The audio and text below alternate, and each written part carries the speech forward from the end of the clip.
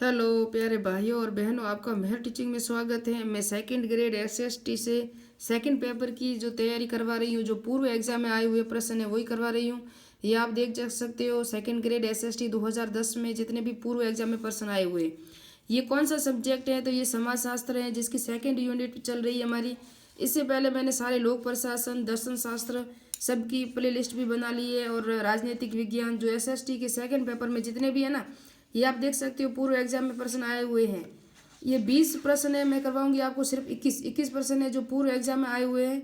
जो college lecturer second grade exam में जो भी आया है ना, ये देखो 2017 में सेकंड ग्रेड में आया था, ये भी दो। और संस्कृत सेकंड ग्रेड में आए हुए हैं ना, वो भी करवाऊंगी। जितने भी पूर्व एग्जाम में प्रश्न आए हुए हैं वही करवा रही हूँ, क्योंकि 21 दिसंबर को हमारा एग्जाम है। दोनों पेपर एक ही दिन है। अगर आप संस्कृत का भरा हो सेकंड ग्रेड का, तो वो तो 29 जनवरी को है, तो आप तैयारी कर सकते हो। तो ये कौन सा टॉपिक है आप देख सकते हो, समाजशास्त्र की मूल अवधारणाएं, जहाँ से समाज टॉपिक है हमारा। ये आप देख सकते हो सेकंड यूनिट है। यहाँ से पूर्व एग्जाम में आए हुए सारे प्रश्न मैं करवा रही हूँ। लास्ट में पूरे 20 प्रश्न के बाद अगर थोड़ा सा वक्त रहा तो मैं कुछ इंपॉर्टेंट तथ्य जहाँ इस बुक से ही, जिसमें प्रथम पेज में जो भी दिए हुए हैं ना, वो भी बता दूंगी। तो चलो स्टार्ट करते हैं। प्रश्न, प्रथम प्रश्न कौन सा है? तो दुर्खिम के अनुसार यांत्रिक समाज में पाए जाने वाला कानून है कौन सा है? तो दमनकारी कानून है। इसमें द राइट है। दूसरा प्रश्न है भोजन, सुरक्षा, प्रजनन और आवश्यकताओं की पूर्ति का माध्यम क्या है? तो समाज है। जहाँ कहीं समाज है, जहाँ कहीं जीवन है वहीं समाज है। ये किसने दिया था? तो ये किसने कहा था? ये मैकाइवर और पेज ने कहा था। किसने कहा था? मैकाइवर और पेज ने कहा था। समाज सामाजिक परिस्थितियों का जाल है, ये बी रिस्टिन ने कहा था। ये कई बार एग्जाम में आया हुआ है, तो आप देख सकते हो किसने कहा था? बी रिस्टिन ने। हर्बर्ट स्पेंसर द्वारा प्रतिपादित समाज का मॉडल आवश्यक रूप से क्या था? तो साम्यवादी था। उसके बाद समाज स्वयं एक संघ है, संगठन है और औपचारिक संबंधों का एक ऐसा योग है जिसमें सहयोग देने वाले व्यक्ति परस्पर संबंधों द्वारा जुड़े होते हैं। यह परिभाषा किसने दी थी? तो गिडिंग्स ने दी थी। ये सेकंड ग्रेड 2018 में आया था। कौन समाज की अवधारणा को सामाजिक व्यवस्था में बदलना चाहता है? कौन समाज की अवधारणा को सामाजिक व्यवस्था से बदलना चाहता है? तो कौन बदलना चाहता है? गिडिंग्स। कौन बदलना चाहता है? गिडिंग्स। आठवां प्रश्न है दुर्खिम के अनुसार सावयवी एकता किन समाजों की विशेषता है? तो आधुनिक समाज की विशेषता है। किसकी है? आधुनिक समाज की विशेषता है। और समाज की विशेषता निश्चित भू क्षेत्र, संतति, संस्कृति, स्वावलंबन आदि किसने बताई थी? तो ये जॉनसन ने बताई थी। किसने बताई थी? जॉनसन ने बताई थी। उसके बाद कौन सा प्रश्न है ये देखेंगे हम, ये भी प्रश्न।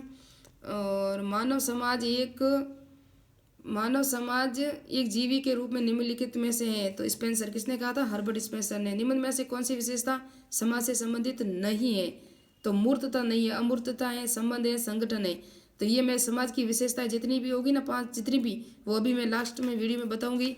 इस बुक में इस बुक में भी दी हुई है। सिरोहीन समाज वह है जिसमें क्या है? कोई औपचारिक मुखिया नहीं होता ना। जिसका कोई मुखिया नहीं होता, जिसका कोई अध्यक्ष नहीं होता, वो क्या होगा? औपचारिक समाज। कोई औपचारिक मुखिया नहीं है, उसे सिरोहीन कहेंगे। दुर्खिम के अनुसार यांत्रिक एकता किस में पाई जाती है? दुर्खिम के अनुसार यांत्रिक एकता सरल समाज में पाई जाती है। दुर्खिम अपनी पुस्तक division of labour in society के किस कथन पर बल दिया? तो श्रम विभाजन एवं समाकलनात्मक प्रक्रिया पे दिया था। ये 14वां प्रश्न हो गया। अभी हमें 20 प्रश्न ही करने हैं। और उसके बाद है 15वां। किसने कहा समाज स्वयं स्फूर्त है? तो दुर्खिम ने कहा था समाज स्वयं स्फूर्त है। निम्नलिखित में से सामाजिकरण का अभिकरण नहीं है? तो सेना है ना, वो नहीं है। विद्यालय है, विद्यालय भी है, परिवार है, युवा गृह सभी है, लेकिन सेना है ना, ये समाज का हिस्सा नहीं है। हैरी एस जॉनसन के अनुसार समाज के 4 तत्व निश्चित क्षेत्र, प्रजनन, संपूर्ण संस्कृति और स्वतंत्रता। क्या है? स्वतंत्रता। ये 17 प्रश्न हो गए हैं। अभी 18वां प्रश्न क्या है ये देखते हैं। अभी 20 प्रश्न ही करने हैं हमको, फिर इंपॉर्टेंट तथ्य बताना है आपको। तो मर्टन के अनुसार समाज की प्रकार्यात्मक एकता किस प्रकार समाज के लिए सही हो सकती है? आदिम। और ये औद्योगिक नहीं है, आदिम समाज है ना, उसके अंदर प्रकार्यात्मक एकता किस प्रकार हो सकती है?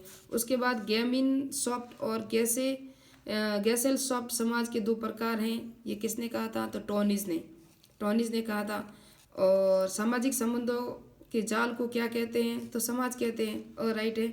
समग्र समाज आप भाग व्यक्ति से पहले है या न कि भागों में अथवा भागों के अर्थ में समग्र हैं, ये किसका कथन है? तो G.H. मीड का है।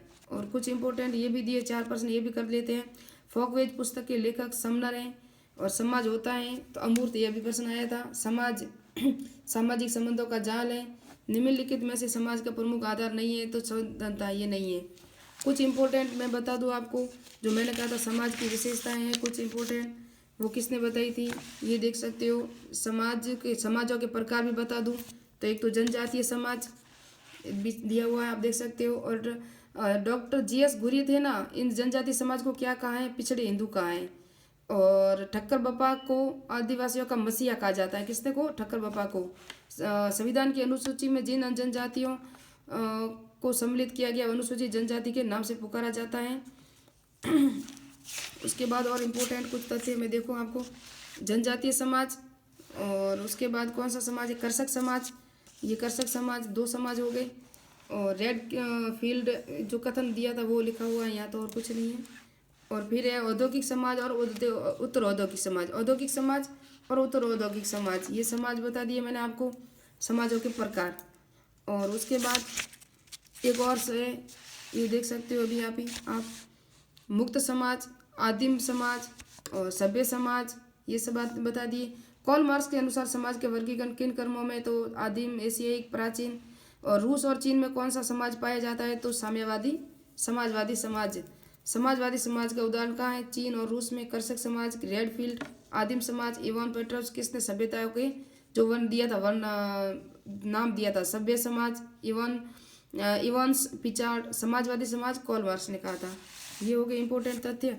और अभी विशेषताएं आपको मैंने नहीं बताई, वो बता दूं। इंपॉर्टेंट जो भी तथ्य थे, समाजों के प्रकार तो बता दिए। अभी समाजों का अर्थ तो कोई नहीं इंपॉर्टेंट नहीं है इतना, लेकिन समाजों की प्रकृति और एक इम्पोर्टेंट था समाज की प्रमुख विशेषता क्या क्या थी, वो प्रश्न कई बार आता है, तो इसलिए मैं बता दूं आपको समाजों की प्रमुख विशेषताएं। ये रही विशेषताएं, समाज की प्रमुख विशेषता। पारस्परिक जागरूकता 1, 2 नंबर पे है। ये देखो अमूर्त समाज क्या है? अमूर्त है। ये प्रश्न कितनी बार आया हुआ है कि समाज अमूर्त है। समाज में समानता असमानता भी पाई जाती है, और समाज में असमानता समानता भी पाई जाती है। समाज में सहयोग और संघर्ष भी होता है। क्या होता है? सहयोग और संघर्ष भी होता है। ये पूरी यूनिट हो गई अभी हमारी। और देखो सहयोग कितने प्रकार का होता है? प्रत्यक्ष सहयोग, अप्रत्यक्ष सहयोग और संघर्ष। फिर अप्रत्यक्ष संघर्ष भी होता है। तो समाज में अन्य न्यायश्रितता पर आधारित है। 5 प्रकार है समाज के, मैंने बता दिए। समाज की विशेषताएं और एक समाज, तो ये समाज की विशेषताएं, समाजों के प्रकार जो भी था वो यूनिट पूरी हो गई। मिलते हैं नेक्स्ट यूनिट में। और नेक्स्ट यूनिट होगी हमारी कौन सी पता है? जो हम अभी पढ़ेंगे। और मिलते हैं नेक्स्ट वीडियो में।